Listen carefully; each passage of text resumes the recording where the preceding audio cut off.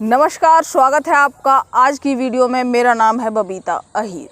तो आज मैं आप लोगों को चाणक्य नीति से एक सूत्र बताऊं जिसका अर्थ है कि अगर जीवन में कुछ करना चाहते हो या अपने लक्ष्य को प्राप्त करना चाहते हो तो लोगों के लिए बहरे बन जाओ। इसका मतलब ये नहीं होता कि सबके लिए बहरे बन जाओ, कुछ सुनो ही मत। कहने का मतलब है कि जो लोग या जिन लोगों की बातें तुम्हें तुम्हारे लक्ष्य से भटकाएं, तुम्हारे मन में निराशा उत्पन्न करें, या फिर जिन लोगों की बातों से तुम्हारा मन दुखी होने लगे, तो ऐसे लोगों के लिए तुम बहरे बन जाओ और उनकी बातों को बिल्कुल तवज्जो मत दो। इससे बहुत ज़्यादा नुकसान होता है जब तुम्हारे जानने वाले या फिर कुछ ज़्यादा करीबी लोग जब तुम्हें बहुत ज़्यादा निराश करते हैं और बोलते हैं कि तुम्हारे बस की बात नहीं, मुश्किल है, ये काम ऐसा नहीं हो पाएगा, या फिर तुम्हारे लक्ष्य के प्रति अगर वो बहुत ज़्यादा परेशानियों का बखान करते हैं और बहुत नेगेटिव या नकारात्मक बातें करते हैं, तो उससे क्या होता है कि तुम्हारा मनोबल टूटता है। और अगर बहुत लंबे टाइम तक, कई बार तुम्हें महसूस होगा अगर तुम नए नए शुरुआत कर रहे हो किसी चीज़ की कि नहीं इतना फ़र्क नहीं पड़ता, पर लंबे टाइम में इन बातों का बहुत फ़र्क पड़ता है तुम्हारे मन पर और वो बातें तुम्हारे मन को तोड़ने लगती हैं। कई बार तो इस हद तक तोड़ देती हैं कि तुम्हें लोगों की बात के अनुसार ही लगने लगता है कि भैया शायद मेरे बस की बात नहीं है। यहाँ पर मैं आपको एक कहानी सुनाऊँ। देखिए, कहानियाँ बहुत ज़रूरी पार्ट होती हैं। आजकल हम कहानियों को जो है बहुत ही कह सकते हैं कि बहुत ही दरकिनार करते जाते हैं। हम बचपन में छोटे छोटे थे तब कहानियाँ सुनते थे, क्योंकि कहानियों से हमारी जो इमेजिनरी पावर है वो तो बढ़ती बढ़ती है, पर जो कहानियों से जो शिक्षा मिलती है, कहानियों से जो सीख मिलती है, या फिर किसी बात को जब हम कहानी के जरिए सुनते हैं तो वो हमारे अंदर बहुत लंबे टाइम तक रहती है और उसका प्रभाव भी बहुत ज़्यादा होता है।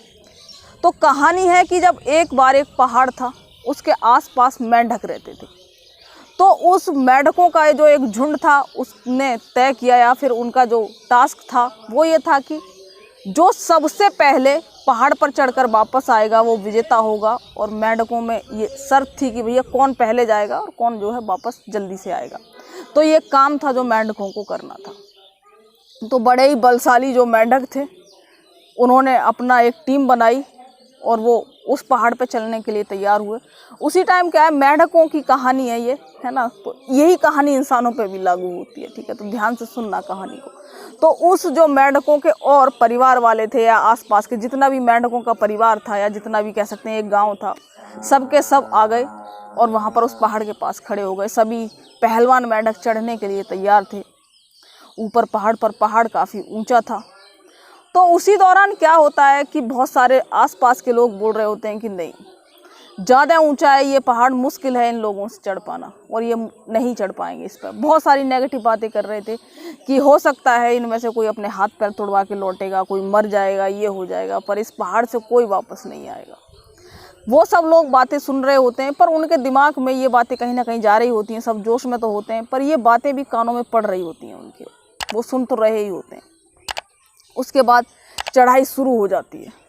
वहीं पर एक मेंढक होता है, बच्चा होता है, एक कह सकते हैं छोटा सा मेंढक, और वो बहरा होता है। उसे कुछ भी सुनाई नहीं देता,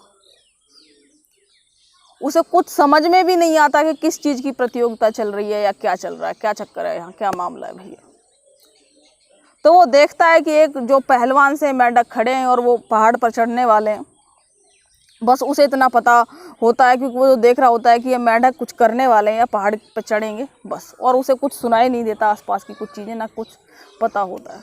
जब मेंढक चढ़ने लग जाते हैं ऊपर को, तो वो जो मरियल सा मेंढक होता है, जो बहरा होता है, वो भी चढ़ने लग जाता है। मेंढक जैसे जैसे चढ़ रहे होते हैं, लोगों की जो है बातें और हो जाती हैं कि भाई ये गिर जाएगा, ये हो जाएंगे, वो हो जाएंगे। धीरे धीरे करके कुछ मेंढक गिरते हैं, धीरे धीरे करके और मेंढक गिरने लग जाते हैं। पर जो बहरा मेंढक है वो चढ़ता जा रहा है, चढ़ता जा रहा है। पर वो नीचे देखता है तो नीचे लोग शोर मचा रहे होते हैं।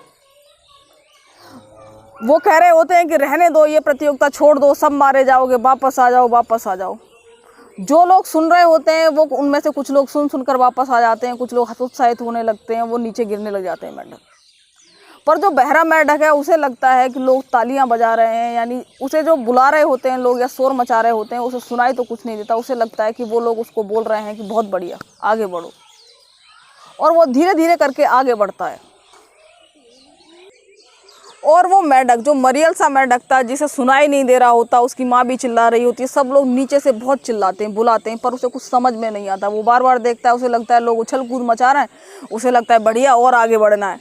और ऐसे करके वो मरियल सा मेंढक ऊपर चढ़ जाता है, बिल्कुल टॉप पर, और वहाँ से उतर भी आता है, क्योंकि उसे पता ही नहीं होता कि नीचे कौन क्या कह रहा है। बस उसे तो यूँ पता होता है कि पहाड़ पर जाना है, उतर के आना है। बाकी इस बीच में किसने क्या कहा उसे कुछ समझ में नहीं आता, क्योंकि उसे सुना ही नहीं देता। उसी तरीके से आपको अपने लक्ष्य के प्रति, क्योंकि आपने उसको शुरू किया है किसी भी चीज़ को, तो उसकी ओर काम करते रहिए। उन नेगेटिव बातों पर बिल्कुल ध्यान नहीं देना है जो आपको जो है नेगेटिव करें, आपके मन को थकाएं, या आपको जो है हतोत्साहित करें, आपके मन को डराएं और आपके अंदर आलस भरें, या आपकी ऊर्जा को कम करें।